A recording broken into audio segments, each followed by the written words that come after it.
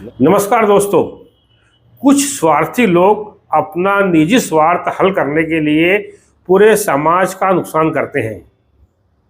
ऐसा ही कुछ एक मामला धार जिले के सांबर गांव से आया है।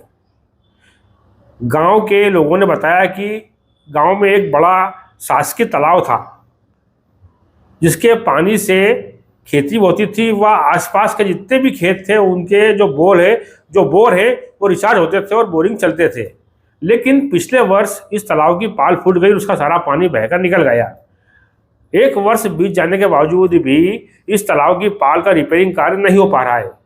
कारण यह सामने आया है कि गांव का एक रसूखदार है, वो यह कार्य नहीं होने दे रहा है। उसका यह स्वार्थ है कि यदि तालाब खाली रहेगा तो वह इस जमीन पर कब्जा कर लेगा और इस पर खेती करेगा।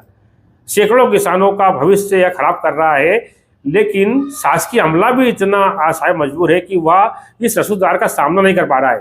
सरपंच, पंच, सचिव सब लोग प्रयास कर रहे हैं, लेकिन यह व्यक्ति तालाब का निर्माण कार्य नहीं होने दे रहा है। जिसके चलते कल बड़ी संख्या में किसान धार पहुंचे व कलेक्टर के सामने उपस्थित होकर लिखित आवेदन दिया। वो मांग की कि इस तालाब की पाल अतिशीघ्र बनाई जाए ताकि बारिश में तालाब पुनः भरा जाए और लोग खेती कर सके। लोगों के जो बोरिंग चलते थे किसानों के, वहाँ चले।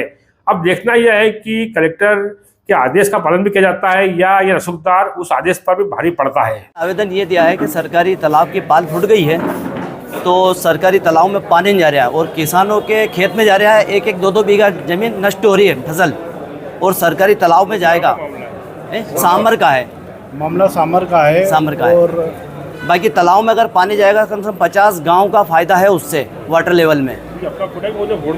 नहीं, वो फूट गई बारिश में, तो अब हम बांधने, ये बारिश में फूट गई थी।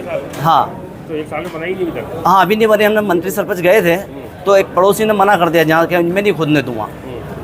तो फिर हमारा कौन भी बात करे, तो हमने आवेदन दे दिया। यहाँ मंत्री साहब ने बोला था, आवेदन दे दिया हमने। साहब बोले ठीक है, हो जाएगा आपका निराकरण। तहसीलदार साहब के संज्ञान में है अभी। हाँ, वो सरकारी, और हमको भी कोई विवाद नहीं करना, हो जाए काम हमारा, कोई दिक्कत नहीं। गुड्डू भाई।